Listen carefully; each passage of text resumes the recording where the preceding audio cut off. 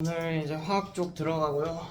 여러분 교통학과 하는 16주차 중에 오늘 할 양이 가장 많아. 그리고 이제 여러분 중학교 때 화학을 좀 제대로 했었으면 크게 어렵지 않은 파트이긴 하거든요, 사실. 근데 그게 안 되어 있는 경우들이 많아요. 네, 자 저번 주에 이야기했듯이 여러분이 꼭 완벽할 필요가 없다. 뭐 안 되어 있는 부분들 있어도 어쩔 수 없다.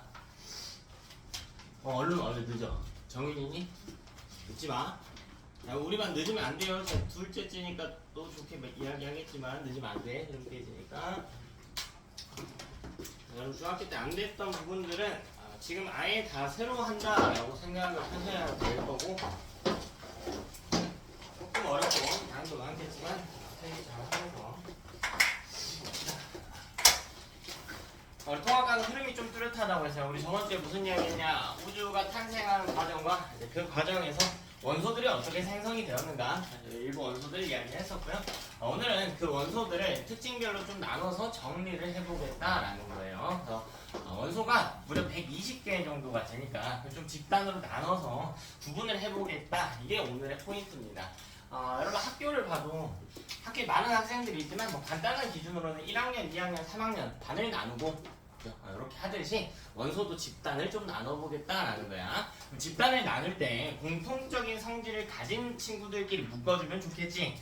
이걸 우리가 주기성이라는 표현으로 쓰기로 했어요. 그치? 자, 그래서 오늘 가장 먼저 할 이야기는 주기성이에요. 주기성. 이 주기성을 밝혀낸 과학자들이 있을 거야. 자, 첫 번째 데브라이너라고 하는 과학자. 데브라이너. 자, 이 아저씨 뭘 주장하냐? 새쌍 원소설을 주장해. 새쌍 원소설. 잘은 모르겠지만 이름을 보니까요, 원소 3개를 하나의 쌍으로 좀 묶어보고 싶대. 정확한 내용을 한번 이야기해줄게. 자, 여기 A랑 B랑 C라고 하는 원소가 있어요. 원소기호는 아니고요, 그냥 임의의 원소 알파벳으로 썼다고 해봅시다. 자, 이 친구의 질량이 10g이라고 해볼까요? 원찬 당연히 그람 단위가 아니야. 이거 나중에 여러분 배울 거예요. 자, 이 친구 질량은요 40g이라고 해볼게. 자, 그럼 여러분 이 둘의 평균 질량값이 얼마냐? 평균 질량값. 하나가 10이고 하나가 40. 그치, 25겠지, 25. 근데 그게 마침 딱 보니까 B의 질량값과 같았다라는 거야. 그래서 이 세 가지 원소의 상관관계가 있구나 라는 걸 밝혀낸 게 데브라이너인데, 이 내용까지는 고등 과정에서 물어보진 않아. 그냥 궁금해할 친구들이 있으니까 자, 사이드에 잠깐 적어 놓은 거고요. 세 개마다 공통적인 성질이 있다. 이 정도만. 자, 두 번째는 뮬렌즈라고 하는 과학자. 발음상 그냥 뉴렌즈라고도 있습니다. 뉴렌즈. 자, 뉴렌즈는 뭘 주장하냐면 옥타브설이라고 하는 걸 주장합니다. 옥타브설. 우리 음계에서도 쓰는 표현인데, 그죠? 혹시 옥트라는 표현이 뭔지 알고 있는 친구 있나? 옥트? 옥트? 이거 영어에서 접두사로 쓰이거든요. 혹시 뭔지 알아요? 이거 8개의 라는 뜻을 가진 접두사야. 그럼 나중 가면 배울 거예요. 특히 과학에서 꽤 많이 쓸 거예요. 여러분, 하나는 모노라고 해요. 일단 듣기만 하세요. 하나는 모노. 그래서 여러분, 모노 드라마라고 하면 1인극을 지칭하는 표현이야. 모노사이클이라고 하면은 외발 자전거. 2개는 뭐라고 하는지 알아? 2개? 2개는 바이라고 해요. 바이. 그래서 바이서클 하면은 우리 원이 2개 있다. 바이사이클. 그래서 이 자전거를 보여주는 자전거. 뭐 바이링거라고 해서 우리 이중 언어를 할 수 있는 사람들 이야기하죠. 3개는 여러분 익히 알고 있는 트라이. 4개는 테트라. 5개는 펜타. 6개는 헥사. 7개는 헵타. 자, 8개가 옥트거든요. 근데 이 화학에서 옥트라는 표현은 굉장히 중요해요. 굉장히. 요거 어디다가 쓰냐면 옥토퍼스 하면 문어잖아요. 다리가 8개라 그런 이름이 붙은 거야. 그치? 자, 뉴렌즈도 잘은 모르겠지만 8개의 원소를 묶어보려는 시도를 했다고요. 뭔가 비슷한 성질이 8개마다 나타나니까. 오늘 반 다 눈동자가 좋네. 자, 세 번째는 그럼 이 둘의 의견을 정리해서요, 원소를 좀 나눠본 사람들이 있었어요, 실제로. 그래서 그래? 그럼 너의 주장과 너의 주장대로 원소를 분리하려면 여기 원소는 이쪽으로 와야 되고 여기 원소는 저쪽에 놔야 되고 할 것 같아 해서 위치를 조정을 해준 거야. 그래서 하나의 표를 만들었는데요. 그걸 우리가 주기율표라고 그래. 주기율표. 자, 그래서 최초로 등장한 사람이요, 멘델레예프입니다. 멘델레예프.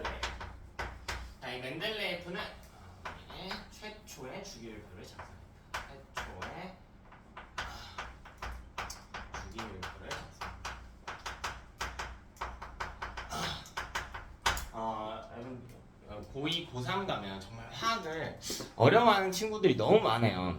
네, 오늘 할 이야기가 제가 처음에 이야기했듯이 어려워야 돼요. 나 어려운 거 쉽다고 이야기는 못하겠어. 미안해. 양도 많아요. 적다고 못하겠어. 그래서 가장 힘든 주차가 될 거라고 했잖아. 근데 오늘 내용이 제대로 안 되어 있으면 앞으로 여러분 2, 3학년 때 가서 정말 너무 힘들 거예요. 오늘 힘들겠지만 열심히 해보고 복습도 많이 했으면 좋겠어. 정말 중요한 주차야. 정말 중요한 주차. 그럼 이 맨델레이프가 이 원소들을 표에다가 배치했는데 그 기준이 있을 거 아니에요. 그 기준이 너는 일로 와, 너는 절로 가라고 한 기준이 있을 거야. 여러분 학교에서도요. 요새 이 새로 학기 오픈하면은 반에 있는 자리 배정을 쌤들이 해주나? 너네 알아서 하니? 어떻게? 뽑아가지고 앉아? 어렸을 때는 학교 선생님들이 잘 안 쳐줬거든요. 나 어렸을 때는 어땠냐면 키가 작은 친구들을 앞에 앉았어 보통. 왜? 키 큰 애들이 앞에 앉으면 안 보이니까, 그죠? 딱 보면 나는 좀 키가 크잖아. 뒤에 앉았는데 나 억울했어. 왜 억울했냐면 시력이 너무 안 좋아요. 시력이 너무 안 좋아. 그럼 이게 가장 공정한 배치일까요? 가장 적절한 배치일까? 그렇지는 않을까요, 그지? 자, 맨델레이프도 기준이 있었는데요. 그걸 제가 비유한 것처럼 보면은 사람을 키별로 정렬한 거예요. 자, 원자는 키가 있진 않으니까 뭐별로 정렬하냐면 질량별로 정렬했어. 이걸 원자량이라고 그래. 원자량 순으로 정렬했어. 가장 가벼운 애가 앞에 와라 이렇게 정렬을 했어요. 근데 이랬더니 키 큰 친구 뒤에 앉혔을 때처럼 약간의 문제가 발생했다는 거야. 그럼 이 배치를 약간 수정해줄 필요가 있겠지. 그 배치를 수정해준 과학자가 마지막 네 번째. 자, 이건 중요해요. 맨델레이프부터는 1, 2번은 그냥 이름 정도만 알아도 되는데 맨델레이프 중요합니다. 4번도 중요해요. 자, 4번은 모즐리라고 하는 과학자입니다. 모즐리. 자, 모즐리는 뭐라고 주장하는가? 원자 번호 순으로 정렬하자라고 이야기합니다. 우리 원자마다 부여받은 고유 번호가 있거든요. 그 순으로 정렬하자라고 합니다. 우리 저번 주 내용하고 좀 이어지는 부분이 있어. 잘 복습했나 한번 볼게요. 이게 메타인지가 잘 되는 학생들이 있나 볼게. 원자 번호, 저번 주에 원자 번호가 부여받는 기준은 뭐라 그랬죠? 이거 기억하면 복습 정말 잘한 거야. 원자 번호는 무엇에 의해 결정된다고 했나 저번 주에? 자, 나는 친구가 없으니까 괜찮아. 자, 양성자 순으로 정렬해. 양성자 수. 우리 원자 핵 속에 양성자 수가 있다고 했지? 이런 것들을 대답하려고 연습해야 돼, 노력해야 돼.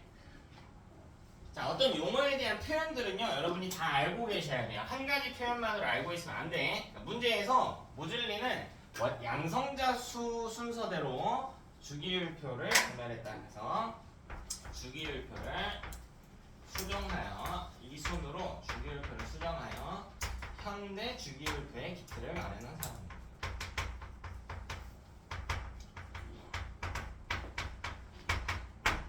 현재 주기율표의 기틀을 마련한 사람입니다.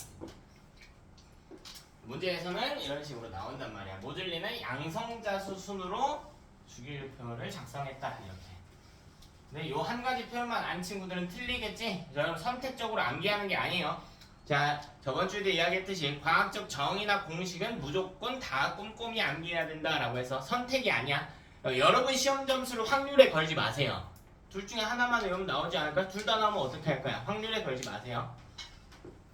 자, 그럼 요거 가지고 표 배울 건데 그 전에 우리 아주 중요한 이야기 하나 할게요. 바로 옥텟 규칙이라고 하는 거예요.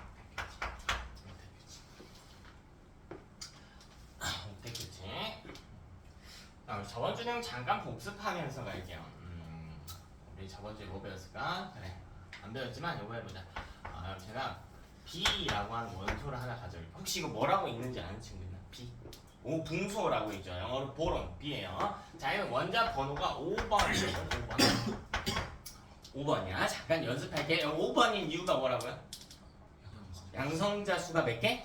5개, 그치? 근데 양성자는 핵 속에 있고요. 하나가 플러스 1을 띄어. 그럼 핵 안에는 플러스 5의 전하만큼을 띄고 있다. 이렇게 해석이 가능한 거야. 5번이니까. 근데 원자라고 하는 친구의 가장 중요한 표현은 뭐냐면 전기적으로 중성이다라는 것이야. 그럼 플러스 5만 있으면 이게 전기적 중성인가? 아니죠. 마이너스도 필요하죠. 얼마만큼? O만큼 필요할 거 아니야. 그럼 마이너스 띄는 입자가 있어야지. 그게 누군데? 전자잖아.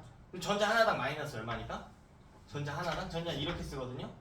이거 한 개당 마이너스 1의 전화를 때 그 전자가 몇 개 있어야 된다고?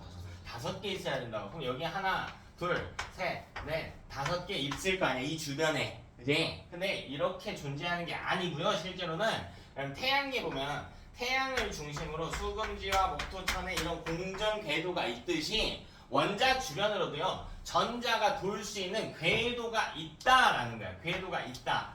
궤도가 있다. 이해되니? 그럼 봐봐 얘들아. 궤도의 크기가 바깥쪽으로 갈수록 어떻게 돼? 커지죠. 그럼 안쪽 궤도에는 전자가 많이 들어올까 적게 들어올까? 적게 들어온단 말이야. 그래서 가장 안쪽에는 몇 개가 들어오냐면 2개밖에 못 들어와요. 이건 약간 예외성 있는 거거든. 자, 두 번째 궤도는요 8개까지밖에 안 들어가. 세 번째 궤도도요 8개까지밖에 안 들어가. 이따 예쁘게 다시 그려줄게. 됐니? 여기까지 들어갈 수 있다라는 거야. 들어갈 수 있다. 실제로 세 번째 궤도는 더 많이 들어갈 수 있거든. 실제로 좀 더 크잖아. 근데 여러분이 8개라고 알고 계세요. 왜냐면 너네 중학교 때 원자번호 외우라는 표현 들었죠? 외우라는 거 들었지? 몇 번까지 외우래? 20번까지만 외우라고 들었지? 20번까지는 여기 8개까지밖에 안 들어가. 야, 여러분은 288로 암기해 주시면 돼. 그럼 봐봐, 이게 옥텟 규칙이라고 했잖아. 또 들어갔네. 뭐가? 옥트가 뭐라 그랬어? 8개에 라고 했잖아요. 됐나? 아, 여러분 물론 분소는 전자가 5개 있어야 되니까 이 중에 안에부터 채울 거거든? 그래서 여기 꽉 찬 게 아니고요. 당연히 이 중에 3개밖에 없어요. 이런 구조가 되는 게 안부터 채울 거거든요. 다음 간단하게 정리 한번 해봅시다. 자, 이건 전자가 궤도별로, 자, 저런 걸 궤도라고 그래. 혹은 껍질, 껍데기라는 표현도 써요. 자, 궤도별 최대 전자수가 288이라는 거야. 이반 학생들 눈동자가 좋으니까 조금만 심화해서 짚어줄게. 엘라, 옥트는 몇이라고 그랬어요? 8. 근데 여기 좀 이상하지 않아? 뭐가 낀겨 있어요? 2가 낀겨 있지. 이건 예외성이 있다라고 했잖아. 이거는 듀엣 규칙이라고 불러요. 듀엣 규칙. 듀엣 규칙까지는 고등과정에서 거의 다루지는 않아. 여러분 288 무조건 기억하자. 화학에는 아주 다양한 이 원소들의 규칙이 있는데 결합의 규칙도 있고요. 그 중에 한 50% 이상은 옥텟 규칙이 먹고 들어가는 거거든. 그러니까 무조건 알아야 되는 거야. 무조건. 그래서 50% 이상 옥텟 규칙이 먹고 들어가. 자, 그럼 간단하게 우리 구조를 그려봅시다. 자, 가운데 플러스 연할 때는 핵이 있다고 합시다. 어떤 원자인지는 모르니까 플러스 연할 때는 핵이 있다 정도만 짚고 넘어가시죠. 그럼 여기에 최대로 첫 번째 궤도는 2개, 그 다음 8개, 그 다음 8개가 들어간다. 그 뒤로는요, 그 뒤로는 더 많이 채워지는데 신경 굳이 쓸 필요 없어. 우리 20번까지 원소만 다룰 거거든.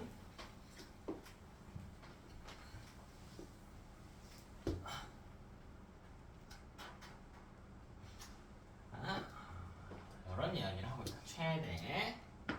자, 그럼 안쪽 궤도에 전자가 있을 수도 있고 바깥쪽 궤도까지 차 있을 수도 있단 말이야. 이렇게 차 있을 수도 있죠. 그치? 물론 더 그래야 돼요. 그럼 제가 저번 주에 판사 안 해준 내용 중에 과제 하나 내준 거였는데 기억하니 현서가? 뭐 해오라고 했는지 내가? 너네가 따로 필기해서 정리해오라고 하나 있어. 브루치 스펙트럼 정리해오라고 했어요. 스펙트럼 종류 뭐 있었나요? 열심히 복습해왔던 연속 스펙트럼과 흡수, 방출 스펙트럼이 있었지. 자, 그것과 관계된 개념 하나 보여줄 테니까 한번 보세요. 자, 일단 이 구조를 이해해야 돼요. 핵은 플러스 전하를 띠고 있고 전자는 마이너스 전하를 띠고 있어. 플러스와 마이너스를 띠고 있는 애들은 서로 어떻게 할까?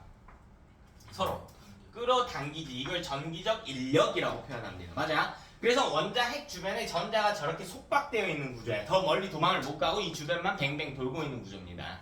자, 근데 이 안쪽 궤도에 있는 전자 이걸 A라고 해볼게. 자, 바깥쪽에 있는 전자 이걸 B라고 해볼게요. 자, 그럼 이 전자는 이 핵이 싫어도 도망을 못 가고 있죠. 근데 봐봐, B도 마찬가지로 이 주변에서 돌긴 하는데 A보다는 핵으로부터 멀리 도망가 있지 않아요? 핵이 전자를 끌어당기고 있음에도 불구하고 벗어나 있는 상태지. 자, 그럼 이때 A랑 B 중에 에너지가 큰 놈은 누구일까? 자, 서로 끌어당기는데 내가 잡아당기는데 벗어났다는 건 그 친구 에너지가 작다일까 크다일까? 크다라는 거지. 내가 잡아당기는데 안 와. 왜? 에너지가 어떠니까? 크니까. 그래서 이걸 모르는 친구들이 되게 많아. 그래서 우리가 하나 체크해둬야 될 건 뭐냐면 이 바깥쪽 궤도로 갈수록 이 바깥쪽에 있을수록 에너지가 크다라는 거야. 바깥쪽에 에너지가 크다. 바깥쪽 궤도에 있을수록 위치한 전자의 에너지가 크다. 이 전자마다 에너지를 가지는데 그 에너지 크기가요 저 궤도에 따라 결정되면 바깥쪽 궤도에 있을수록 에너지가 크다. 아까 스펙트럼 이야기 한다면서요. 네, 스펙트럼 이야기 해야죠. 그럼 내가 이 1번 안쪽 궤도에 있는 전자를 이 3번 바깥쪽 궤도로 옮겨보고 싶어. 다시 보자. 여기 에너지를 한번 그려줄게. 자, 안쪽 궤도에 있는 에너지가 보통 100이거든요. 100. 비율로 한번 보여줄게. 자, 두 번째 궤도에 있는 친구의 여기 있는 전자가 가지는 에너지는 400이야. 400은 있어야 여기로 올 수 있어. 여기 있는 그럼 더 커야겠지. 한 900 정도 된단 말이야. 그치? 제곱으로 가는 거 보이죠? 눈치 있는 친구들 쳤을 텐데. 여기까지 몰라도 돼. 자, 그럼 봐봐. 여기 있던 친구를 내가 여기로 옮겨주고 싶어. 근데 애는 지금 에너지가 얼마 있니? 얼마 있어요? 100만큼 있지? 그럼 애한테 에너지를 뺏어야 될까? 이 친구한테 에너지를 줘야 될까? 줘야죠. 얼마만큼 줘야 돼?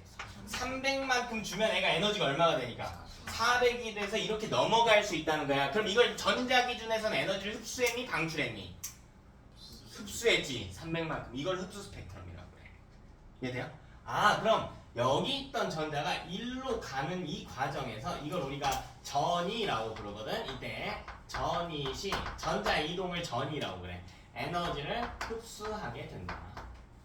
그럼 이렇게 가는 경우에는 이때는 전이시 에너지를 방출하는 구조겠지. 역으로 가려면 에너지를 방출해야지. 2번 궤도에 있는 애가 1번 궤도로 돌아가려면 에너지를 버려야지. 300만큼. 이런 구조여야 된다. 그럼 애가 흡수하고 방출할 때 이게 스펙트럼의 정의가 되는 거예요. 이게 스펙트럼의 종류를 결정하는 겁니다.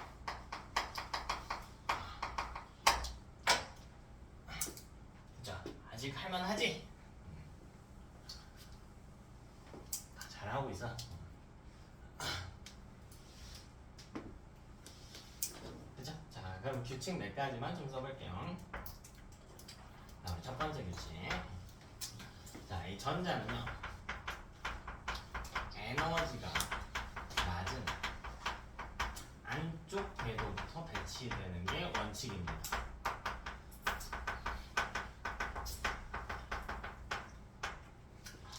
이런 원자는 에너지가 낮은 상태를 선호하거든요. 우리는 아침과 비슷해요. 아침마다 제가 새벽마다 요새 런닝을 하는데 5km 이상씩은 뛰거든요. 정말 너무 힘들어. 매일 아침 나는 갈등해. 침대에 누워있을까? 뛸까? 갈등해. 그럼 뭐가 더 좋아? 뭐가 좋겠니? 누워있는 게 좋지 않아? 에너지가 낮은 상태를 선호하는 거예요. 원자도 마찬가지야. 이런 낮은 상태를 선호해. 그래서 이런 낮은 상태를 선호해. 근데 내가 어떤 동기부여를 받아가지고 그걸 이겨내고 바깥쪽으로 나가서 뛸 수도 있단 말이에요. 그러니까 무슨 말을 하냐면 전자는 안쪽 궤도부터 배치를 하거든? 이게 원칙이야. 그럼 여기에 안쪽 궤도에 2개 배치했대. 그 다음 번째 궤도에 하나 더 배치했대. 근데요, 이걸 상황을 바꿀 수도 있어. 우리 아까 방금 이야기했어. 이 친구한테 에너지를 어떻게 해버리면 돼? 에너지를 줘버리면 애가 어디로 갈 수 있다고? 더 바깥쪽으로 갈 수 있다고 했지? 그치? 근데 이건 애한테 에너지를 어떻게 한 상태예요? 준 상태지. 이런 상태 말고 일반적인 상태에서는 안쪽부터 배치한다고. 무슨 말이 됐어요? 그래서 이런 에너지가 가장 낮은 상태를 바닥 상태라고 하는데, 여러분 용어까지는 아직 됐는데 옆에 적어만 놓을까요? 바닥 상태. 이건 바닥 상태라고. 우리는 다 바닥 상태 기준으로 배울 거예요. 바닥 상태 기준으로. 여러분 나중에 학년이 올라가면 이렇게 에너지를 받아서 바깥쪽에 먼저 배치한 이런 상황도 배울 거야. 이건 들뜬 상태라고 하는데 아직은 다루지 맙시다. 이런 게 있구나. 내가 판서 메인으로 하지 않은 내용들은 이런 게 있구나 정도로 들으시면 돼요. 자, 두 번째는 이제 원자는 이 전자 껍질이 꽉 상태를 선호한다는 거야. 이거 아주 중요한 거예요. 아주 중요한 거. 이거 아주 중요한 거야. 아주 중요한 거. 아주 중요한 거. 물론 윗줄도 중요해요. 자, 이게 왜 중요하냐면 이게 이 원소를 가장 작은 입자의 형태에서 보면요, 나눠서 두 가지로 나눠서 볼 수 있거든. 첫 번째는 원자고요. 물질을 구성하는 가장 작은 입자. 자, 두 번째는 이온이에요. 이온의 정의도요, 물질을 구성하는 가장 작은 입자예요. 둘에 무슨 차이가 있냐면 제가 아까 힌트를 드렸거든. 원자는 전기적으로 뭐라 그랬어요? 중성이지만 이온은 중성이 아니다. 자, 이게 공부를 대충 하는 학생들의 특징인데 제가 이야기했듯이 저도요, 막 평소에 다른 사람 말꼬리 잡고 이런 거 별로 안 좋아하거든요. 근데 공부는 편하게 하는 게 아니고 정확하게 하는 거란 말이야. 그러니까 원자랑 이온은 아예 다른 개념이에요. 이걸 인지해야 돼. 제가 방금 뛰고 와서 배고픈데 배가 너무 고파가지고 저기 책상 다리 철판 좀 씹어 먹을게요. 어때요, 여러분 느낌이? 이상하지? 먹을 수 있어? 못 먹는 느낌이죠. 왜냐면 이건 철 원자거든요. 근데 내가 음료수에 너무 힘드니까 철분을 타가지고 먹어볼게. 이건 어떨까? 이건 괜찮아. 우리 몸에 철분 많거든요. 자, 그건 철 이온이에요. 원자랑 이온은 아예 다른 입자야. 구분을 해줘야 돼요. 자, 그럼 이 내용이 어디로 이어지냐면요. 이 내용이 이온의 형성 원리로 이어진다. 자, 이거 오늘 내용의 핵심이야. 이게 이온의 형성 원리예요. 자, 무슨 말인지 간단하게만 한번 볼게. 자, 그 전에 점검할게요. 안 돼 있어도 괜찮아. 자, 우리 원자분은 20번까지 혹시 다 외웠다. 손. 다 외웠다. 20번까지. 다 외웠나요? 좋아요. 안 되어 있어도 괜찮아. 그래서 다 외웠어. 외운 친구 도움을 한번 받아볼까? 8번이 누구지? 산소. 오, 산소래. 이름이 휘준이지? 휘준이 열심히 외웠구나. 자, 못 외운 친구들 괜찮다고 해서 자, 계속 이야기하는 거예요. 못했어도 괜찮아. 근데 그걸 받아들일 수 있는 용기가 필요한 거야, 공부는. 나 이거 안 돼 있으니까 집 가서 다시 해야겠다가 돼야 돼. 무조건. 외면하지 말고. 8번이야. 자, 그럼 8번인데 산소 원자는 전기적으로 중성이라고 했단 말이지. 그럼 전자가 몇 개 있어야 돼? 8개. 자, 지금부터 연습할 거예요. 연습. 자, 여기다가 연습해 보시면 바로 하자. 자, 우리 산소 원자. 자, 가운데 플러스 8의 핵을 띄고요. 왜? 8번이니까. 자, 그럼 전자가 8개 있어야 된다고 해서 자, 위에 배운 규칙대로 배치해 볼게요. 어떻게 배치해야 돼요, 여러분? 첫 번째 궤도에 2개, 그렇지. 두 번째 궤도에 6개 이렇게 배치가 돼 있잖아. 맞아.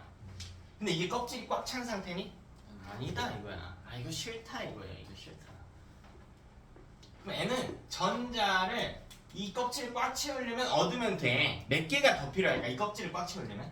2개, 두 번째 궤도 8개까지 들어가면 꽉 찬 거니까. 근데 방법이 하나 더 있다? 뭐가 있을까? 6개를 버려버려도 되지. 그럼 두 번째 껍질 자체를 버리는 거거든요. 그럼 꽉 찬 1번 껍질만 남아있는 거잖아. 자, 이때 원자는 뭘 선택하냐면 움직여야 되는 전자의 숫자가 적은 쪽을 선택해요. 2개를 얻냐 6개를 버리냐 하잖아. 뭐 해요? 2개를 얻는다는 거야. 그럼 2개를 얻을 때 이렇게 갈 때 전자가 2개가 이렇게 들어요. 전자는 E- 이렇게 써요. 영어로 일렉트론이고요. 전하량 오른쪽 위에 1- 이렇게 표시해 주는 거야. 2개의 전자가 이쪽으로 들어왔다라는 겁니다. 하나. 그럼 이때 원자가요 전자를 얻었네. 원자가 전자를 얻거나 잃어서 형성된 입자를 두 글자로 뭐라 그래? 이온이라고 그래. 그럼 이게 왜 이온이 되는가 한번 봅시다. 그림 그려가지고. 자, 핵은 변화 없어요. 플러스 8이고요. 전자 배치해볼까요? 2개, 8개 이렇게 돼 있단 말이야. 그럼 지금 핵은 플러스 8이잖아. 근데 전자가 10개니까 전자가 가진 총 전하는 얼마가 돼요? 마이너스 10이 돼버리지. 그러면 이 입자의 전체 전하는 얼마가 될까? 플러스 8과 마이너스 10이 있으면. 그럼 이때 문제가 발생하지. 이건 중성이에요? 아니죠. 그러니까 지금부터 원자로 부르지 않겠다고요. 뭐로 부르겠다고? 이온이라고. 이해돼요? 이렇게 가는 거예요. 그래서 우리는 O, E- 이렇게 써줘. 마이너스 2라고 안 써줘요. 전하량은. 마이너스 2라는 표현은 나중에 고2 때 배울 거예요. 산화수라는 표현으로 쓸 건데 전하는 숫자 먼저 이렇게. 요걸 여러분이 중학교 때 봤을 거예요. 이온을 하면서 봤을 거야. 그 이유가 여기에 있었다고. 왜 하필 1마도 아니고 2마인지 여기 있다고요. 껍질을 꽉 채우기 위한 것. 자, 이건 우리 뭐라고 읽나? 산화이온이라고 합니다. 산소이온이라고는 아니고 이거는 이름 붙일 때 좀 규칙이 많은데 이건 꽤 자주 나오는 거니까 말로만 한번 보여줄게. 이온은 마이너스 T는 이온은요.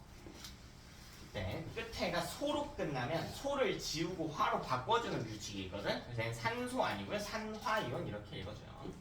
자, 그럼 연습 하나만 더 해볼까? 그럼 요거는 어떨까?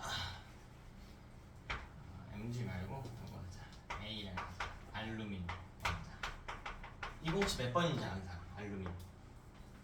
알루미늄 몇 번? 13번.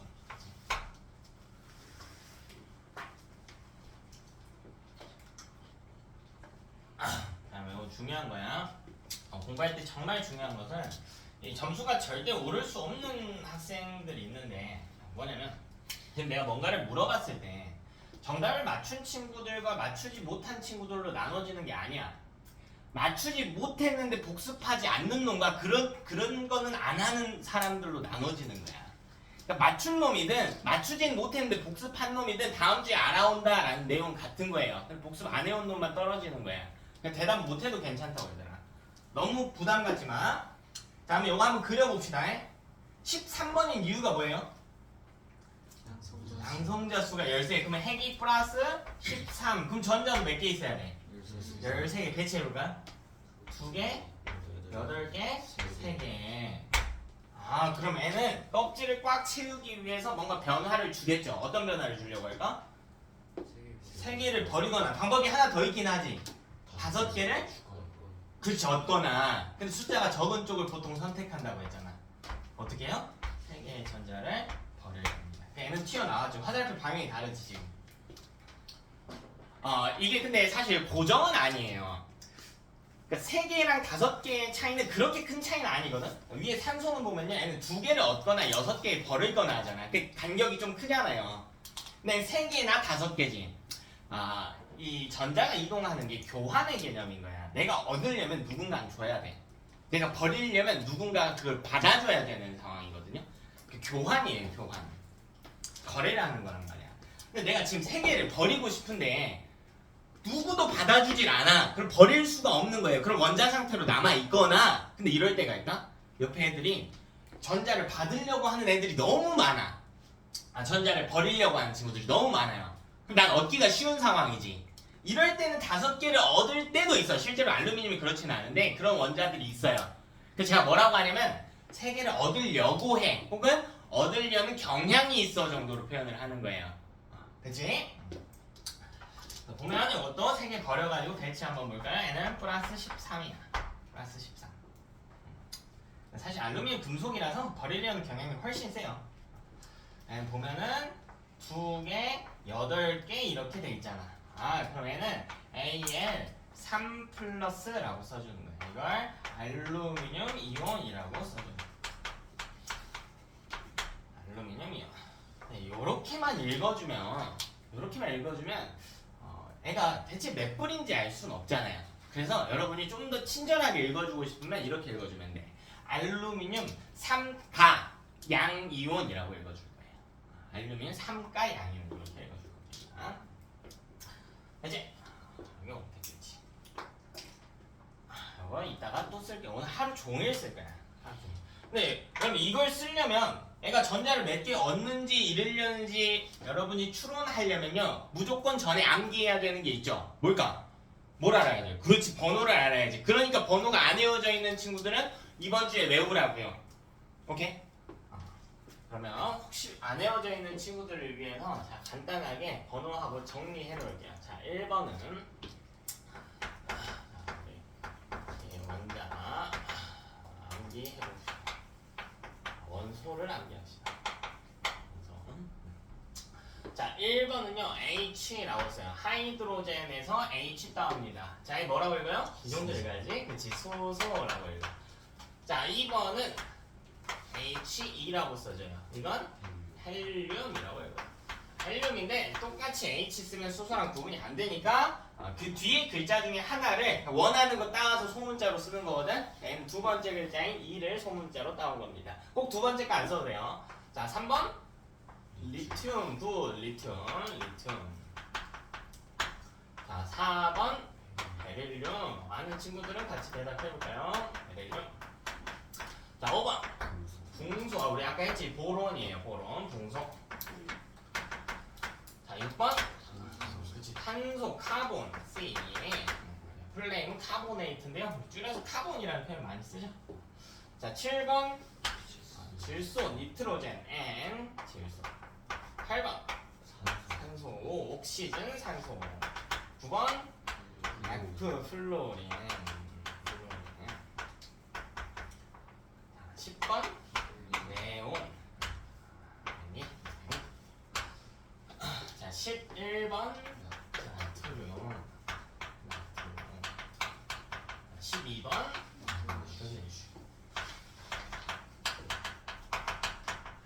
13번 알루미늄. 14번 구소, SI. 실리콘이에요. 실리콘 많이 들어봤지? 반도체 할 때 많이 쓰죠. 우리 실리콘이 반도체의 주재료거든. 이것도 우리 뒷편에 배울 거야. 자, 15번 인, P, 포스페이트고요. 이거는 어디에 들어있냐면 우리 DNA를 구성하는 원소예요. DNA에 들어가 있는 핵심 원소야. 인이라고 해요. 16번 황, 설파이드죠. 설파이드. 그래서 공기 중에 유독가스 형태로 나타나기도 하고요. 뭐 황화수소 이런 친구. 혹은 우리 성냥 끝에 달려있는 부분이 있지. 여기에 붙어있기도 해. 황. 자, 17번 염소, CL, 클로라이드고요. 약간의 독성이 있고요. 우리 수영장 물 같은 거 소독하는 데 씁니다. 옛날에 그냥 이 식수를 소독하는 데 썼는데 독성이 있어가지고 요새는 수영장 정도만 소독해요. 염소. 18번 아르곤, 공기 중에 세 번째로 많은 기체죠. 자, 19번 칼륨, 칼륨. 자, 20번 CA, 칼슘. 자, 이건 외워줘야 된다. 이건 좀 외워줘야 된다.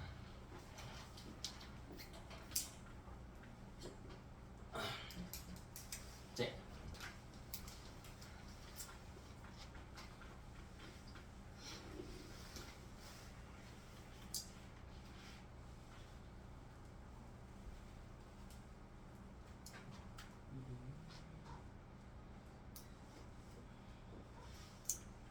유성아, 나 무섭지? 안 무섭지? 그죠? 제가 뭐 예비군 친구들 한 습관을 잡기 때문에 좀 온화하게 수업을 하려고 노력하는 편이야. 많이 노력하는데 실제 제가 이제 고등부에서 사실 컴플레인이 제일 많이 들어와요. 고등부 팀장하고 있는데 협파인데 학생이 너무 많이 혼내가지고 컴플레인 많이 들어오는데 이제 다른 친구들한테 피해 끼치는 거 제일 싫어하고요. 이제 본인 학습적인 측면에서 학생들을 강하게 제지할 때가 있어요. 언제냐면 물리 파트든 화학 파트든 이제 계산이 들어가지. 그러니까 친구들이 처음에 어렵다 이야기를 하잖아요. 제가 똑같이 수업을 해요. 여러분하고 똑같이. 제 입장에서 여러분이나 그 친구들이나 어차피 중학교가 안 돼 있단 말이에요. 이런 거 안 돼 있는 게 너무 많아. 그래서 다시 똑같이 다 해주고요. 시험 기간까지 이야기를 하는데 마지막에 와서 그래. 그럼 저 화학이 너무 어려워요. 그래? 15번 원소가 뭐니? 라고 했을 때 대답을 못하면 이게 어떤 느낌이냐면 나는 숫자를 안 외웠는데 구구단이 어려워요. 이 느낌이야. 그래서 너는 뭔가 어렵다 뭐하다를 논하기 이전에 외워야 될 건 외워야 돼. 이건 어쩔 수가 없는 거야. 이건 기본 암기란 말이야. 그래서 이해가 우선 아니면 아니 기본 암기가 돼 있어야 과학적 정의를 토대로 이해를 해야지 지 마음대로 이해를 할 게 아니고요. 그래서 20번까지는 여러분이 무조건 외워야 한다고. 오늘 내용 중에 계산 들어가고 이런 거 다 못 풀어도 괜찮다고요. 근데 기본 개념은 암기가 되어 있어야 된다고. 오케이? 앞으로 저랑 수업은 계속 그런 식일 거예요. 여러분 문제 못 푼다고 뭐라 하는 건 한 번도 없어요. 한 번도. 자, 그럼 이걸 가지고 실제로 표를 작성해 봅시다. 자, 그 표를 주기율표라고 그래요. 우리는 모즐리가 만들어낸 주기율표를 배우겠죠? 현재 주기율표의 기반을 마련하고 있으니까 모즐리의 주기율표를 한번 배워봅시다. 그럼요, 여기 이걸 볼게요. 288이라고 되어 있는데, 자, 여기 메인 숫자가 뭐예요? 메인 숫자가 8이지. 이는 좀 예외가 있는 거고요. 저한테 몇 칸이 필요하냐면 한 칸, 두 칸, 세 칸, 네 칸, 다섯, 여섯, 일곱, 여덟 칸이 필요해요. 여덟 칸. 그리고 그 다음 줄에도 여덟 칸이 필요해요. 여기부터 여기까지. 그리고 여기도 여덟 칸. 여기 다 필요해요. 되나? 여덟 칸. 자, 여덟 칸이 지날 때마다 줄 바꿈을 해줄 겁니다. 자, 이 원리가 놓아져 있어야겠죠. 옥텟 규칙 핵심이라고 했으니까. 자, 그럼 여기다가 배치할 건데 모듈리는 무슨 순으로 배치한대? 무슨 순으로? 먼저 번호 그게 여기 있네, 여기 있네. 그럼 가장 먼저 배치해야 되는 게 누구래요? 수소래요. 자, 그 다음 칸에 뭐 배치해야 되는데? 헬륨 배치한대. 헬륨은 잠깐 배치하지 말고 봐볼까요? 봐봐. 여기 헬륨을 배치하고 여기 밑에 8개를 채워놨다. 여기도 8개를 채워놨다. 그럼 문제가 있다? 이 균형이 안 맞아. 그래서 어떻게 할 거냐면 헬륨은 맨 끝자락에 놓습니다. 대칭 맞춰주기 위해서. 사실 대칭을 맞추려고 억지로 한 건 아니고 이유가 있어요. 이따 보여드릴게. 이따 보여드릴게. 예외성이 있어서 그래요. 예외성이 있어서. 자, 그 다음 하나씩 배치하자고. 배치하면서 또 연습하면 되잖아. 이름 쭉. 리튬, 베릴륨, 동소, 탄소, 질소, 산소, 플로린, 네온, 나트륨, 마그네슘, 알루미늄, 주소, 인, 황, 염소, 아르곤, 칼륨, 칼슘 이렇게 배치한다고요. 여기가 끝! 20번까지. 21번 스칸디움이라고 부르는 원소인데 거기서부터는 규칙이 깨져버리거든. 그래서 우리가 배우지 않아. 이 전자배치 규칙이 깨지기 때문에 안 배우는 거야. 그러니까 너는 20번까지 외우라는 말은 많이 들었지. 그 이유가 다 있어요. 이유가 다 있어. 그걸 배우면은 규칙의 예외성이 생겨나면서 여러분이 너무 많이 어려워지거든요. 앞에 내용까지 혼동이 오기 때문에 고1 때는 20번까지 밖에 안 다루는 거야. 오케이? 그 뒤에 거 너무 스트레스 받지 말아요. 내가 이제 대학원생 다닐 때 마지막에 논문을 써야 돼가지고 하다가 뭐 교수님한테 질문을 하러 갔었어. 이게 뭐 이해가 안 되는 게 있어가지고 하다가 원소가 필요했거든요. 그때 내가 33번인가 이게 필요했었는데 33번. 근데 기억이 안 나는 거예요. 쓰다가 교수님 칠했거든요. 교수님 33번이 누구였죠? 교수님 나한테 뭐라고 했냐면 화학과 교수님이야. 그걸 내가 어떻게 알아실게야 이래서. 그러니까 교수님들도 그 뒤로 잘 안 외우신단 말이야. 잘 안 외우시니까 보통 20번까지만 쓰거든요. 그럼 다른 학생들 어떻게 하냐면 그냥 표 붙여놓고 거기서 보고 읽는 정도야. 이제 너무 스트레스 받지 마. 근데 20번까지는 무조건 외워야 양보 많이 한 거예요. 120개 중에 20번이니까 외워야 돼. 자, 그럼 이때 가로줄과 세로줄에 명칭을 붙여주는데 가로줄은 뭐라고 부를 거냐면 이 가로줄 주기라고 부를 거야. 그러면은 1주기죠. 1주기야. 자, 얘는 2주기야. 2주기. 자, 얘는 3주기. 얘는 4주기.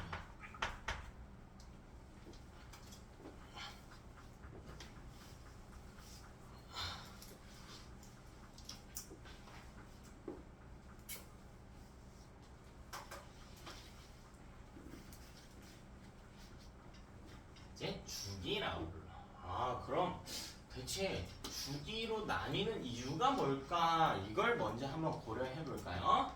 밑에 첫 번째 우리 주기라고 하는 표현을 제가 주기는 가로줄이야. 가로줄. 근데 이 밑으로 더 있겠죠. 7주기까지 있어요. 우리는 안 배운다. 우리는 안 배운다. 7주기까지 있다. 자, 그럼 N 뭘 나타내냐면 전자 껍질 수를 나타냅니다. 전자 껍질 수를 파악하는 데 도움이 되는 겁니다. 자, 그럼 우리 전자 배치 조금만 더 해봅시다.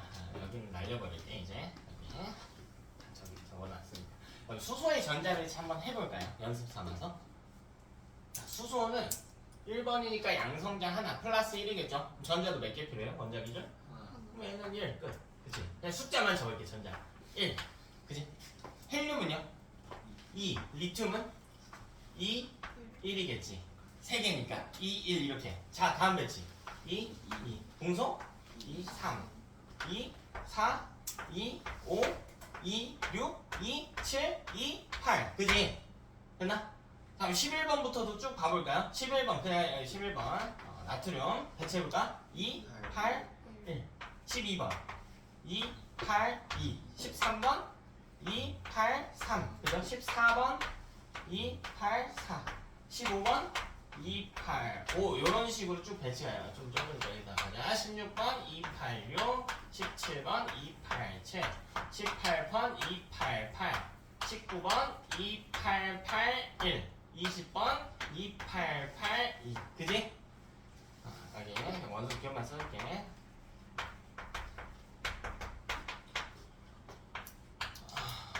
그래서 아르곤, 칼륨, 칼슘 이렇게 돼 있겠죠. 됐나? 자, 그럼 한번 연습하자. 자, 1주기에는 수소랑 헬륨밖에 없대. 여기 이 둘이 1주기거든요. 이 둘이 1주기야. 눈으로 봐 한번. 자, 여기 뒤에 볼게. 그 다음부터는 2주기예요. 리튬부터 어디까지? 어디까지? 네온까지. 그죠? 그 다음부터는 또 3주기거든. 18번까지. 그죠? 18번까지. 그리고 또 이렇게 나오는 거죠. 그럼 이 구분선이 있을 거 아니야. 이 구분선을 나누는 기준이 뭔지를 너네 눈으로 보면 되잖아. 뭐가 있을까? 궤도의 숫자가 달라지지. n은 이렇게 있을 거 아니야. 궤도가 이렇게 있을 거 아니야. 그러니까 전자 수는 다르는데요. 궤도는 몇 개밖에 없어. 궤도는 하나. 근데 얘는 궤도가 두 개, 두 개, 두 개, 두 개, 두 개, 두 개, 세 개, 세 개, 세 개, 세 개 이렇게 나누는 거라고. 그래서 그러니까 껍데기가 몇 개 있냐의 차이를 보여주는 게 바로 주기예요. 그럼 1주기 원소는 그래서 내가 아까 예외성이라고 했어. 1주기 원소는 두 개밖에 없는 이유가 첫 번째 궤도에 전자가 몇 개밖에 못 차요. 그럼 첫 번째 궤도에 전자가 하나 있는 놈 하나, 두 개 있는 놈 하나에서 둘밖에 배치가 안 되는 거라고. 그래서 주기는 전자 껍질 수를 파악하게 해준다. 자, 두 번째. 그럼 우린 당연히 가로줄 배웠으니까 뭐 배워야 돼요? 세로줄 배워야 족. 자, 족이라고 불러, 족. 자, 그래서 첫 번째 세로줄은 1족이라고 불러. 세로줄. 얘는 18쪽까지 존재합니다. 18쪽까지 존재. 자, 두 번째 세로줄은 당연히 2족. 자, 세 번째 세로줄은 당연히 3족일 것 같은데 얘는 13족이에요. 놓치면 안 돼. 이게 왜 13족이지? 교재 47쪽 한번 펴볼까요? 47쪽. 교재 47쪽 한번 봅시다.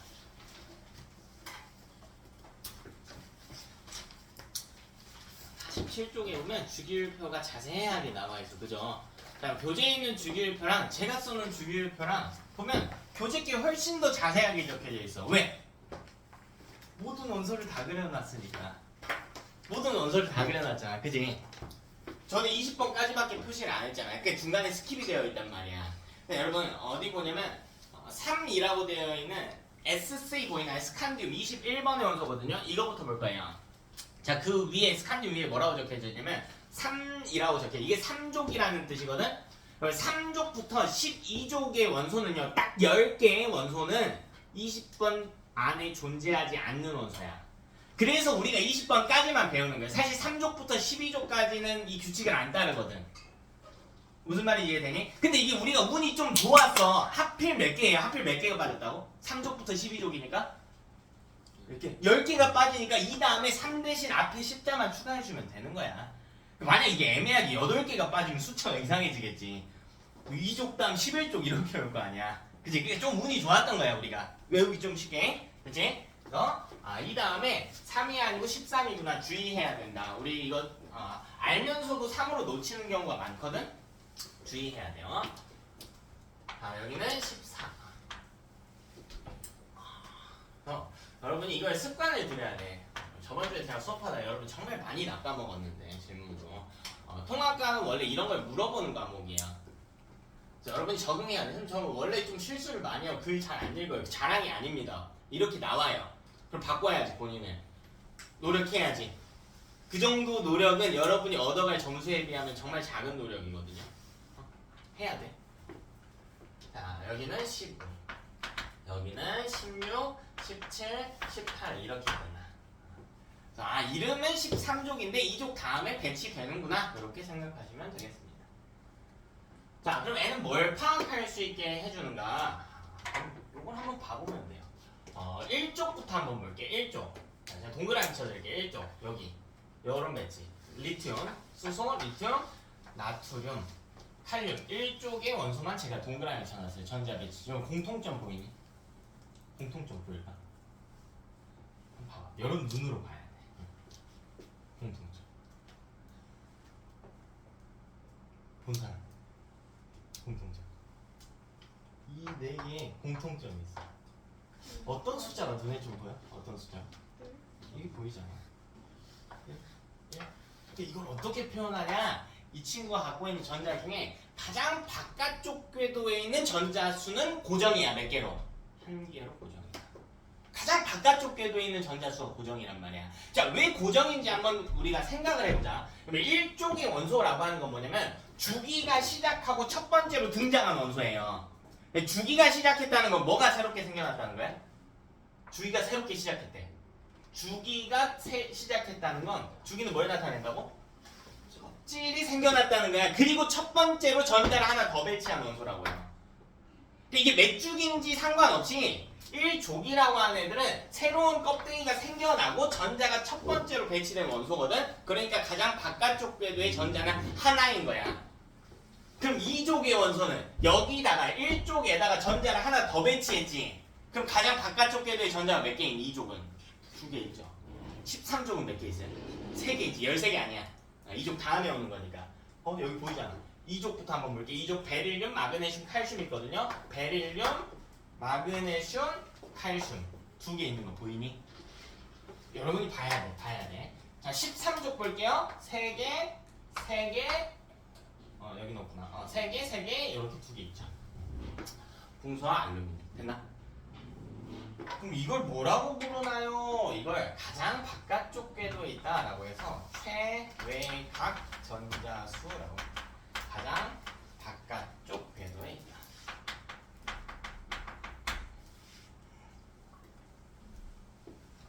최외각 전자수라고 해요.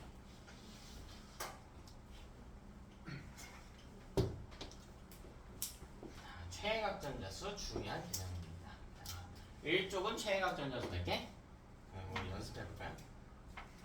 1쪽은 최외각 전자가 몇 개? 1개. 2족은? 13족은? 3개. 그럼 4개 있으면 몇 족? 14족. 그렇지. 4족 아니고요. 14족. 4족 아니고 14족. 문제에서 이렇게 낚시한다. 5개면 15족. 자, 16족은? 6개. 17족은요? 7개. 18족은? 18족은? 가장 바깥쪽 궤도에 몇 개 있어? 18족. 몇 개 있어? 8개. 그지? 한번 세볼까요? 18족? 해볼까? 18족? 헬륨, 네온, 아르곤이죠. 헬륨, 네온, 아르곤. 보이니? 가장 바깥쪽 궤도에 몇 개? 8개? N은요? N은 몇 개야? 2개지. N 2개지. 2개지. 그러니까 이건 2개 아니면 몇 개야? 8개야. 애만 좀 이상해요. 그죠? 애만 이상해. 18쪽만 이상해. 특히 18쪽 원소 중에 누가 이상해? 왜 이상해? 헬륨 몇 주기예요? 1주기는 예외성을 띈다. 여기서 18쪽의 개념을 다시 한번 정리해줄게. 18쪽은 뭐냐면 이 주기에 전자가 꽉 찼다는 뜻이야. 사실 8개 있다가 아니고요. 꽉 찼다는 뜻이에요. 마지막에 배치됐잖아. 다음 주기로 넘어가기 직전이거든? 그러니까 그 전 주기가 꽉 찼다는 이야기야. 근데 1주기는 몇 개면 꽉 차니까? 2개면 꽉 차니까 2인 거예요. 그래서 예외성 있게 이렇게 배치해 준 거야. 18족의 의미를 보면 그래서 헬륨을 2족에 배치하는 게 아니에요. 근데 이게 아주 디테일한 차이긴 한데 이렇게 가는 경우들이 많아. 족은요 최외각 전자수를 가지고 찾는데 그게 아니야. 만약 족을 최외각 전자수로 찾았잖아? 헬륨 최외각 전자 몇 개예요? 2개지. 그럼 2족에 배치했어야지. 그게 아니고 족을 보면 최외각 전자수는 어느 정도 유추가 가능한 거야. 그니? 최외각 전자수는 어느 정도 유추가 가능하다. 18쪽은 껍질이 꽉 찼다는 뜻이다. 근데 지금 안 되는데. 자, 근데 이거랑 비슷한 개념이 있어. 바로 뭐냐면 원자과 전자라고 하는 개념이지. 자, 이 원자과 전자는 뭐냐면 최외각 전자 중에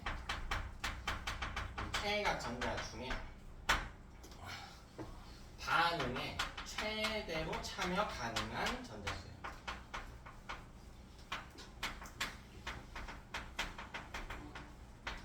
그러니까 바깥쪽 궤도에 있는 전자 중에 반응에 최대로 참여 가능한 전자수. 이걸 원자과 전자라고 해요. 이들을 구분해서 보자.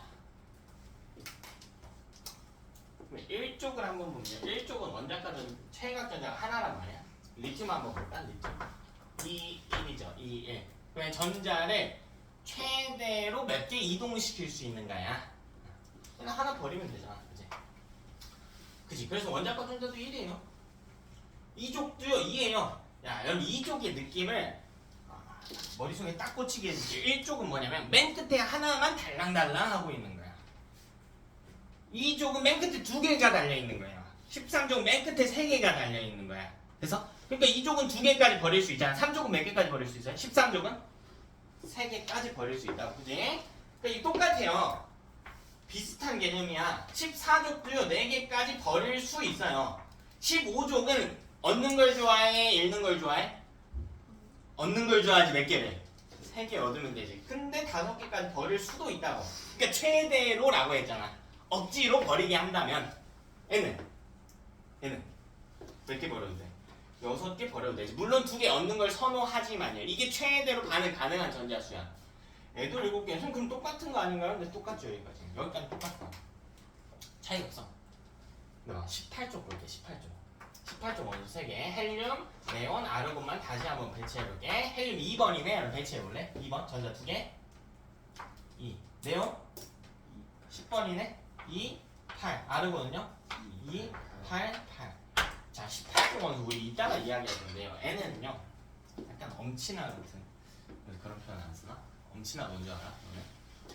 엄마 친구 아들? 맨날 비교당하는 약간 완벽한 애들이에요. 왜? 지금 봐봐. 이온이 안 되더라도 이미 껍질이 어떻게 돼 있어? 차 있잖아. 완벽한 애들이야. 그래서 좀 재수 없어요. 내가 가가지고 이래. 내가 헬륨한테 야 헬륨아 나 전자 하나 부족한데 좀 주면 안 돼? 나 헬륨은 주면 돼 안 돼? 안 되지. 저리 꺼져라고 하는 애들이야. 네가 뭔데? 난 너 주면 내가 망가져. 이렇게 돼버리는 수준인 거야. 얻으려고도 안 하고요. 잃으려고도 안 하는 친구들이야. 18쪽의 경우에는 전자가 이동을 하면 돼요? 안 돼요? 안 되지. 오히려 깨져버리지. 그럼 전자가 반응에 참여하는 게 단 하나도 없단 말이에요. 그래서 얘는 0개로 고정이야. 여기만 달라요. 반응에 참여가 불가능하다라는 겁니다. 이게 둘이 구분을 해야 돼. 안 그러면 나중에 헷갈려요. 문제에서 막 혼용돼서 막 쓸 때가 많은데 헷갈려. 그래서 정확한 표현은 족이 동일하면 최외곽 전자수가 동일하다. 이건 맞는 표현일까 틀린 표현일까? 틀린 표현이죠. 왜? 뭐 때문에? 딱 하나 뭐 때문에? 헬륨 때문에. 근데 족이 동일하면 원자과 전자수가 동일하다. 이건요? 이건 맞는 표현이지. 그치? 각 족별로 정해져 있는 원자과 전자수가 있습니다. 자, 그럼 우리가 중요하게 다뤄야 될 건 둘 중에 뭐냐? 물론 둘 다 중요한데요. 통과해서 중요하게 다뤄야 되는 건 바로 이 족이야. 자, N은 왜냐면 족이 동일하면 어떤 특징을 띠게 되냐면 이 족이 동일하면 화학적 성질이 비슷해.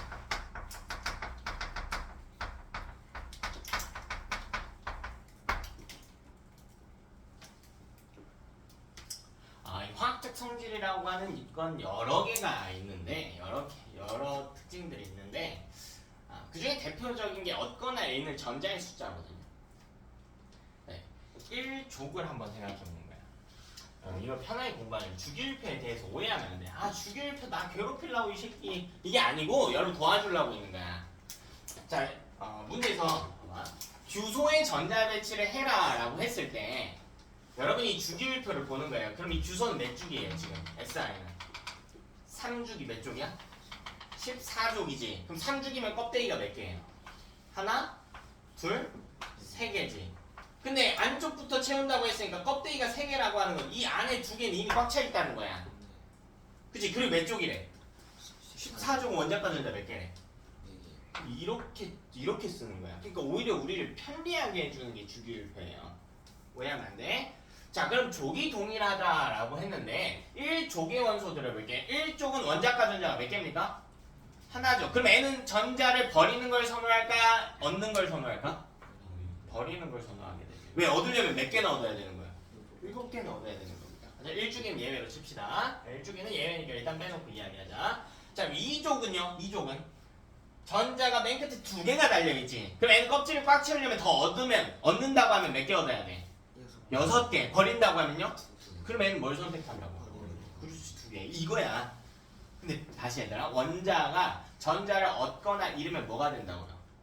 그러니까 이온 상태를 예측하는 게 가능해요. 여기서 일단 중요한 거 하나만 짚고 넘어갈게. 단, 수소는 예외야. 수소는 예외예요. 수소는 1족이고요. 전자 하나 버리는 경향이 있긴 한데요. 그래도 화학적 성질이 비슷하다고는 안 해. 너무 달라, 나머지랑. 다른 특징들이 너무 달라가지고 수소는 예외. 자, 오늘 이런 경향성 배울 건데 예외라고 적는 애들은 필히 암기해 주셔야 돼요. 그치?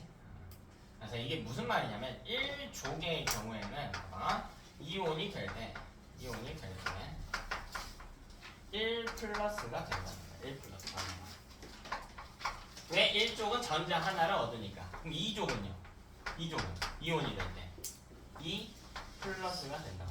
16족 한번 볼까? 16족은 이온이 될 때 전하가 6개가 달려있으니까 전자를 어떻게 해야 돼? 얻어야 돼? 이래야 돼? 몇 개요? 그럴 때 2 마이너스. 그치? 전자를 얻으면 음전하게 되니까 2개 얻으면 2 마이너스가. 17쪽은요? 17쪽은? 맨 끝에 7개 있네? 얻어버려? 맨 끝에 7개 있으면 얻어버려? 하나 없죠. 근데 전자는 음전하게 되니까 1 마이너스의 전하. 이런 게 화학적 성질이 비슷하다의 대표적인 예시예요. 화학적 성질을 모두 나타낸 건 아니야. 그 중에 대표적인 예시인 거야. 대표적인 예시. 그래서 너네가 이 중학교 2학년 때 3단원에서 배우죠. 그때 이 원소들 다룰 때 이런 거 다 외웠을 거야. H 플러스다, Na 플러스다, 그죠? Mg는 2풀이다, Cn은 마이너스다, 이런 거 배웠잖아. 그냥 그때 무지성으로 외우라고 했을 거 아니야. 그 이유가 다 여기에 있다고요. 그래서 만약 중학교 때 학원을 다녔는데 이 원리를 설명해 주신 선생님이 있다면 잘 해주신 거고, 그게 안 됐더라도 지금 다시 하자. 자, 세 번째로요. 오케이, 주기율표 이해한 것 같아요. 집 가서 다시 암기도 할게요. 다음 내용 가봅시다. 자, 이번엔 뭐 할 거냐면 이 주기율표 내에서요, 원소의 집단을 좀 나눠볼 겁니다. 자, 근데 이 원소들은 여러 가지 규칙을 따르려고 하는데 그 중에 힘이 제일 센 게 옥텟 규칙이라고 했단 말이야. 옥텟 규칙이 전부는 아니에요. 전부는 아니야. 봐봐, 옥텟 규칙만 놓고 보면 14족을 한번 보자. 14족. 자, 14족은 전자를 얻을까 잃을까? 그치? 이런 것에 대해 고민을 해보는 거야. 14족은요. 14족. 그치? 머리가 멍하죠. 왜요? 왜 멍해? 14족 원자가 전자 몇 개야? 4개잖아. 그럼 4개를 얻어도 되고 잃어도 되는 애잖아. 여러분들 혹시 중학교 때 공부할 때 탄소이온이라는 표현 들어본 친구 있나? 없죠. 자, 14종은 이런 느낌이야. 내가 얻을까? 아니 버릴까? 아니 얻을까? 버릴까? 이러느라고 얻지도 않고 잃지도 않아. 전자를 얻지도 않고 잃지도 않는다고. 즉 이온이 잘 안 되는 입장인 거야.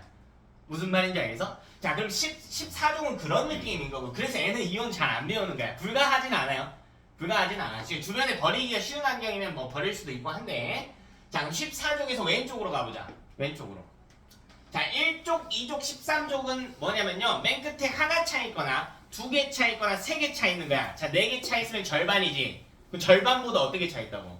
적게 차 있다고요. 그럼 버리는 게 이득이야? 얻는 게 이득이야? 버리는 게 이득이지. 그럼 14족보다 오른쪽은요? 얻는 게 이득이지. 단 예외. 18족은 얻지 않아요. 잃지도 않아요. 얘는 이미 완벽하다고 했잖아. 됐어? 자, 그럼 이걸 기준으로 집단을 나누는 거야. 왼쪽이니 오른쪽이니에 따라서. 근데 정확하게 반으로 갈리는 건 아니야. 이 이야기가 내가 왜 들어간 거냐면, 아까 선생님이 옥텟 규칙이 제일 중요하다고 했지. 근데 이게 전부라고 해서? 그건 아니라고 해서. 다른 규칙도 더 있어. 근데 우리 그것까지 신경 안 쓸 거예요. 근데 그 규칙에 따라 선생님이 정확하게 나눠줄게. 자, 수소부터 해서요, 궁소랑 알루미늄 사이에 이렇게 계단을 만들어줄 겁니다. 여기 정확하게 반갈이 아닌데요. 정확하게 반갈이 아니야. 실제로 아니에요. 실제로 아니야. 그래서 여기 왼쪽 아래에 있는 이 집단을 뭐라고 부르기로 했냐면 금속이라고 부르기로 하는 이게 금속의 정의예요. 주기율표에 1족, 2족, 13족 중에 특정한 성질들이 있어. 예를 들면 상온에서 고체여야 되고요. 전기가 잘 통해야 되고요. 뭐 이런 특징들이 있거든. 그런 걸 가진 애들을 금속이라고 부르는 거야. 그럼 이 나머지 집단들 나머지 집단을 한번 봅시다. 자, 이 집단들 어떻게 나누는지 보세요. 자, 여러분은 이렇게까지 디테일하게 나눌 필요는 없어. 아, 대략 이 그림 기준 왼쪽이 금속이고 대략 오른쪽이 비금속인데 예외가 좀 있어서 좀 모양이 예쁘지는 않구나. 자, 이래 비금속. 중간에 있는 애들은 뭔가요? 쟤는 너무 애매해. 저기 내 표시 안 해놓은 애들 있지. 붕소랑 규소 요 둘이 있죠. N에까지는 굳이 외울 필요는 없어. N에는 준금속이라고. 준금속이요. 여러분 대략 이렇게 생각하시면 돼요. 한 13족까지는 금속이고 대부분 금속이고요. 14족부터 18족까지는 비금속이구나 정도로만 생각해도 괜찮아. 준금속까지 타이트하게 외울 필요 없어. 오케이, 되니? 자, 근데 무조건 알아야 될 게 있어요. 제가 뭐라고 했냐면 13족까지는 대충 금속이고 라고 해서 붕소는 준금속이니까 그냥 여기 아무 데나 포함시켜도 괜찮아요. 여러분 레벨에서. 근데 절대 포함시키면 안 되는 놈이 있어. 누구예요? 수소죠. 그래서 수소는 아까 예외라고 그랬어. 같은 1족이지만 수소 혼자 비금속으로 묶이는 1족이거든? 그러니까 성질이 너무 달라서 예외가 되는 거야. 오케이? 정리 조금만 다 오실 게 아니라 오늘 좀 호흡이 길어. 오늘 좀 힘들 거야. 자, 첫 번째 금속에 대해 정리합시다.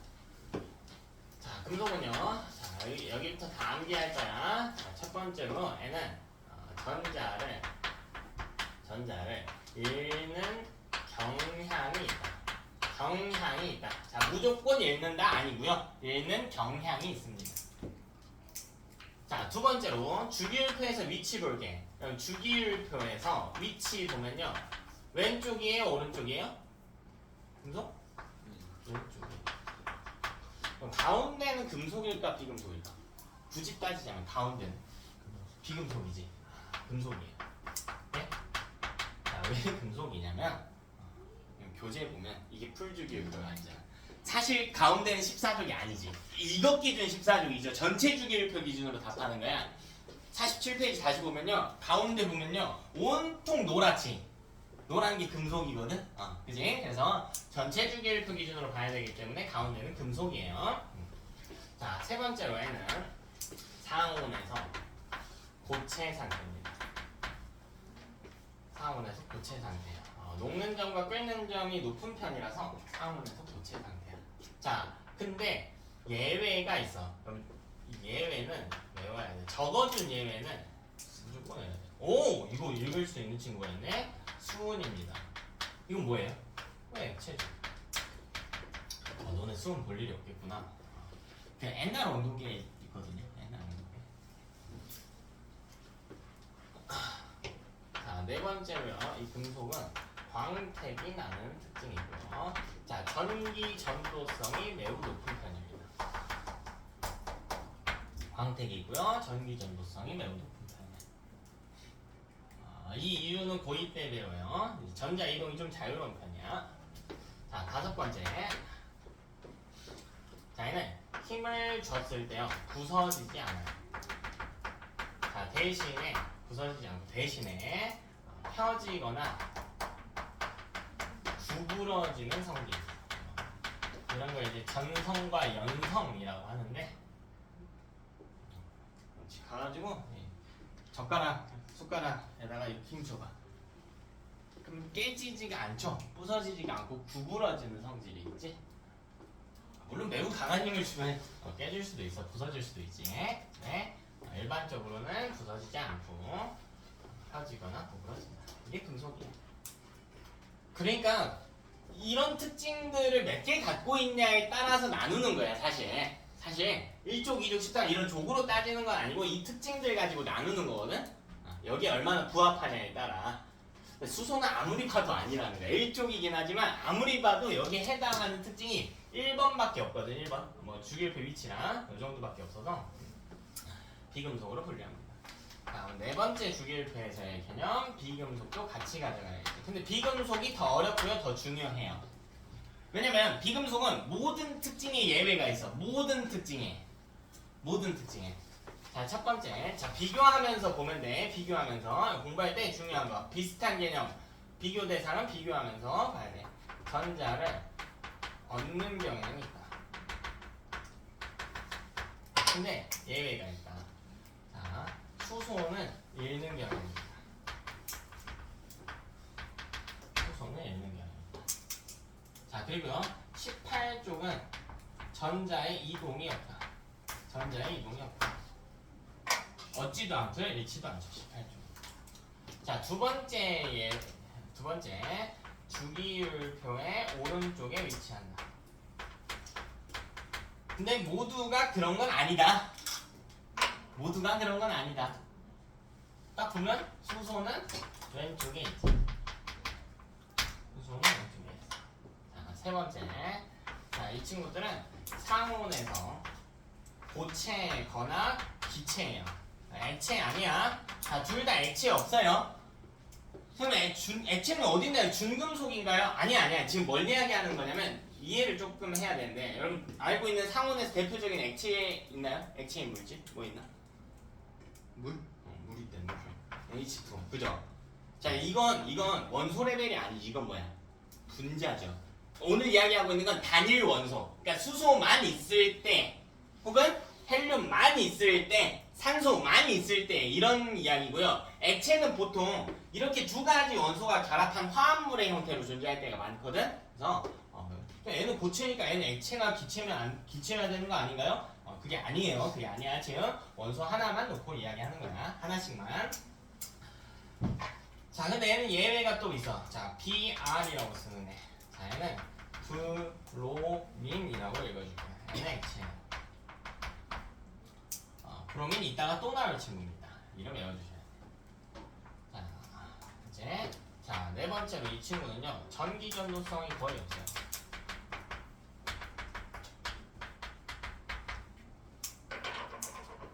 자, 근데 이것도 예외가 있어. 자, 누구냐면 C로 이루어진,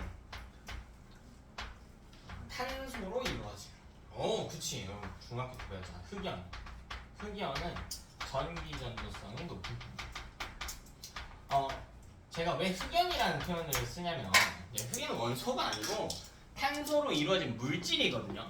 이건 여러분 뒤편 내용하고도 이어지는 건데, 이 탄소 같은 경우에는 똑같은 탄소로 이루어지더라도 결합한 모형에 따라서 성질이 너무 많이 달라지거든요. 예를 들면 여러분 다이아몬드도 탄소로만 구성되고 흑연도 탄소로만 구성돼. 성질이 어때? 아예 다르니까 탄소로 구성된 물질까지 이야기해줘야 돼. 탄소를 이야기할 때는. 탄소로 이루어졌다라고 하면 야, 그게 흑연인데 다이아몬드인데 이렇게 되는 거거든요. 뭐까지 이야기해. 다이아몬드는 전기 안 통해요, 여러분. 안 통해. 그치? 비금속. 5번 개념 한번 봅시다.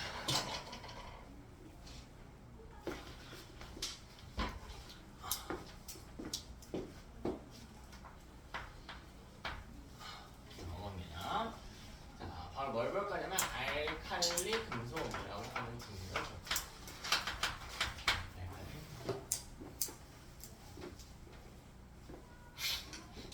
알칼리 금속. 이게 뭔가? 두 개를 펴볼게. 자, 가장 왼쪽 라인에는 금속들이 위치하고 있어. 그러면 제가 질문 한번 해볼게요. 다음에 여기는 베릴륨하고 이걸 할까? 마그네슘하고 나트륨 한번 비교해볼게. 둘 중에 누가 더 금속의 성질을 강하게 띨까요? 둘 중에 누가 더 금속의 성질을 강하게 띨까? 나트륨이야. 자, 어떻게 찾냐면 봐봐. 이렇게 찾는 거야. 결국 여기가 경계선이잖아. 경계선 주변에 있는 애들은 애매한 애들이야. 조금만 더 했으면 여기로 넘어갔을 만한 애들이거든. 근데 이 왼쪽 아래로 갈수록 금속의 성질이 강해지는 거예요. 왜? 칼륨은 비금속하고 거리가 멀잖아요? 그럼 금속의 성질을 강하게 띈다라는 이야기가 되는 거야. 그러니까 왼쪽 그리고 아래쪽으로 갈수록 금속의 성질을 강하게 띄는 거거든요. 그래서 나트륨 마그네슘보다 강하게 뜨는 거야. 자, 약간 응용해볼까? 약간만 응용해볼까? 여기 질소랑 플루오린 중에 비금속의 성질이 더 강한 놈은 누굴까? 플루오린이죠. 경계에서 나온 거잖아. 얘는 오른쪽 위로 갈수록. 그래서 이 중에 대빵은 플루오린이야. 선생님 헬륨 아닌가요? 헬륨은 그러니까 이 반응성을 측정하는 방법이 핵심 원리가 전자를 몇 개 얻고 몇 개 잃으려고 하냐. 이 경향, 숫자가 중요한 건 아니야. 이 경향을 따지는 건데, 혹은 남들하고 얼마나 반응하냐. 근데 18종은 반응 안 한다고 했잖아. 그러니까 비금속의 성질이 약하게 띈다 이런 느낌보다는 성질을 측정할 수 없다에 가까워요. 18종은. 그래서 플루오린이 대빵인 거야. 여기는 칼륨이 대빵인 거고. 이해되니? 그럼 우리가 족으로 공부를 한다라고 친다면 금속의 성질을 가장 강하게 띠는 쪽은 몇 쪽일까? 1쪽이죠. 1쪽이지. 비금속의 성질을 가장 강하게 띠는 건 17쪽이지. 그래서 우리가 1쪽의 성질을 다시 한번 보게 되면 1쪽의 원소들을 관찰하게 되면 금속의 성질을 잘 볼 수가 있단 말이야. 얘네가 금속의 성질이 가장 많이 드러나 있는 거니까. 그래서 배우는 거예요. 의미 없이 배우는 게 아니야. 알칼리 금속 멀리하기 아니야. 1쪽의 금속들입니다. 1쪽의 금속들이야. 그러니까 여기서 아주 중요한 개념이 나왔지. 1쪽이 아니고요. 1쪽이 금속이라니까. 뭐는 빼고? 수소는 빼야지. 여기는 수소가 제외된다라는 뜻이야. 놓치면 안 돼. 그러니까 문제에서 1쪽의 원소는 알칼리 금속이다 라고 하면 틀린 거예요. 틀린 겁니다. 그럼 누가 있나 한번 써볼까요? 리튬, 나트륨, 칼륨이 있네. 자, 첫 번째 특징 볼게.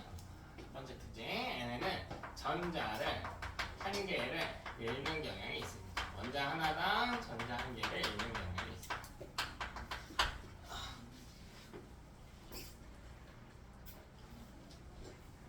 자, 두 번째 볼게. 그럼 얘네는 전자를 잃어야 되니까 내 주변에서 내가 잃을 전자를 받아줄 친구가 있으면요 좋아하는 애들이야. 나 버려야 되거든. 근데 얘네 금속이잖아. 상온의 상태가 뭐예요? 고체죠. 움직여 못 움직여. 그러니까 애가 가서 줄 수는 없는 구조인 거야.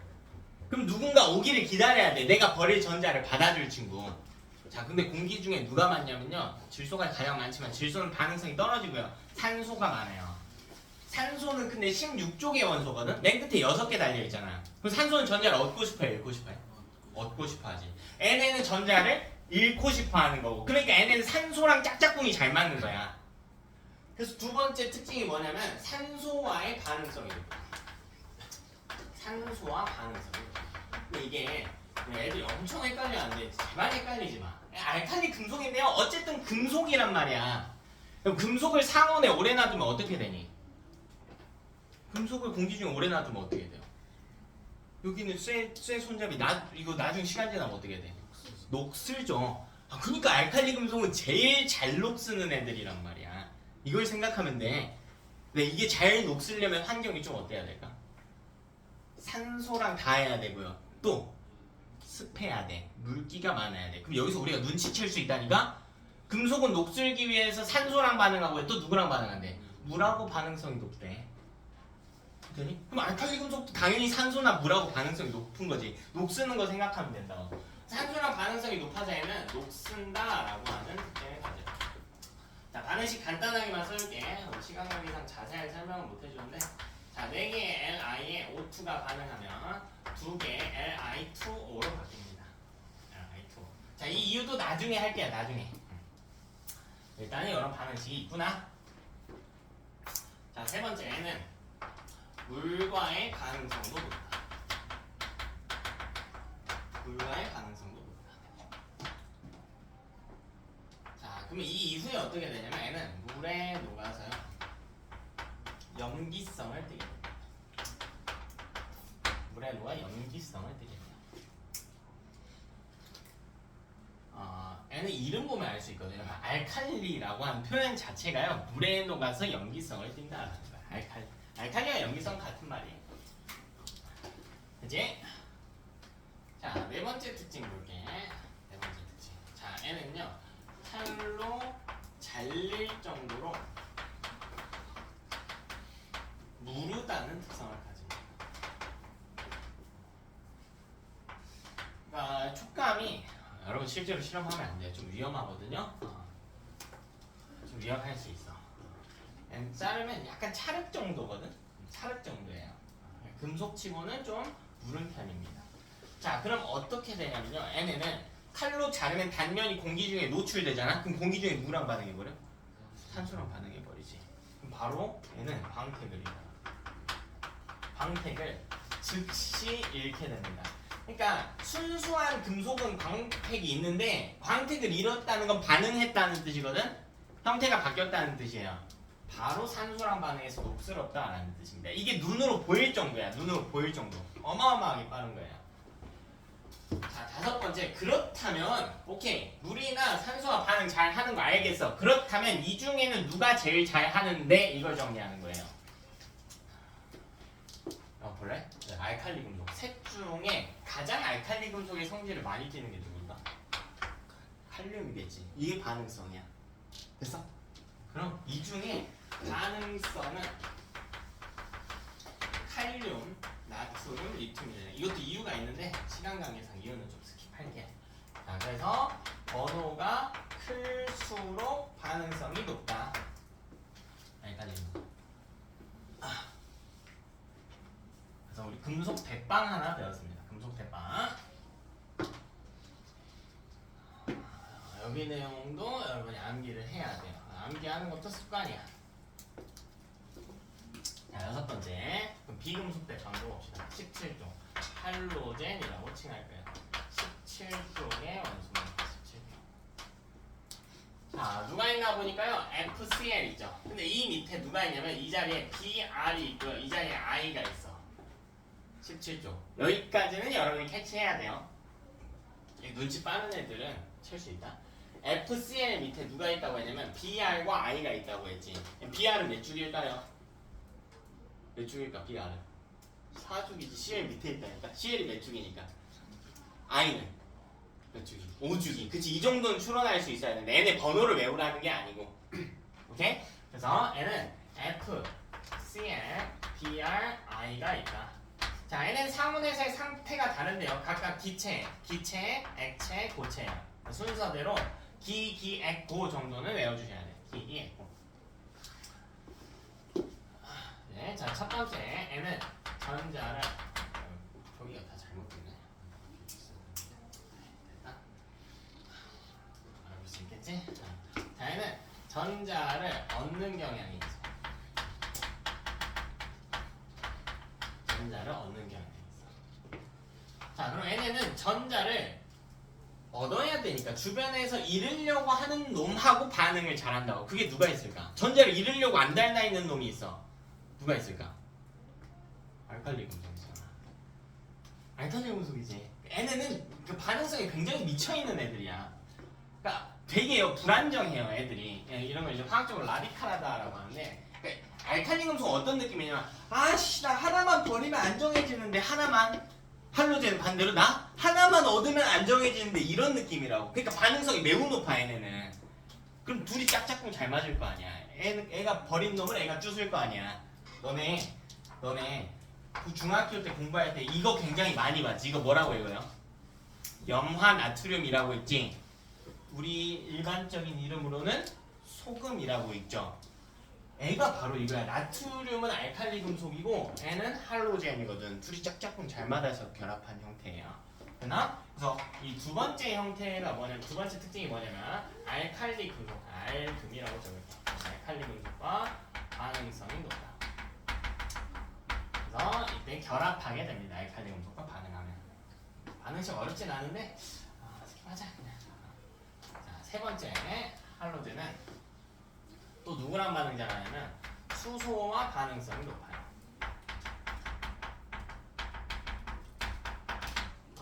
이거는 좀 자주 나오는 거니까 한번 보여줄까? 너네가 좀 익숙할 수 있을 거야.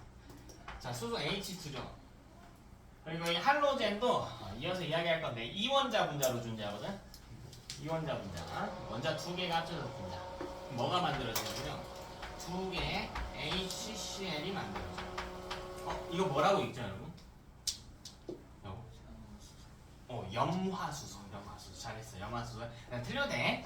염화수소예요. 염화수소. 이거 일반적인 이름으로 염산이라고 읽어요. 염산은 산성을 띨까 염기성을 띨까? 산성을 띠죠. 그래서 수소와 반응성이 높고요. 반응한 후에 산성을 띠게 됩니다. 반응 후 산성을 띠게 돼요. 자, 네 번째로 N은 이원자 분자로 존재해요. 이거 어려운 표현 아니야. 어려운 표현 아니고 여러분 산소 원자 어떻게 쓰니? 산소 원자 화학식으로 산소 원자 O 이렇게 쓰지 않아? 산소 분자는요? O, 2 이렇게 쓰지. 원자 두 개가 합쳐져서 분자를 만들지. 이게 이원자 분자야. 그러니까 얘네도 공기 중에 F로 돌아다니질 않는다고. 어떻게 돌아다닌다고? F2 이렇게 돌아다닌다고. CL로 안 돌아다닌다니까요. 뭐로 돌아다니네? Cl2, Br2, I2 이렇게 존재한다고. 이 이유는 이따가 또 나옵니다. 자, 다섯 번째. 자, N에는 반응성 한번 따져보자. 어렵지 않아, 어렵지 않아.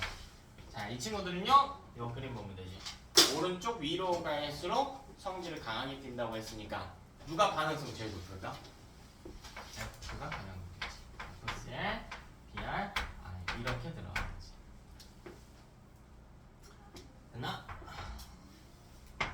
자, 하나만 짤막하게 정리하고 쉴게요. 마지막 7번, 일곱 번째 특징.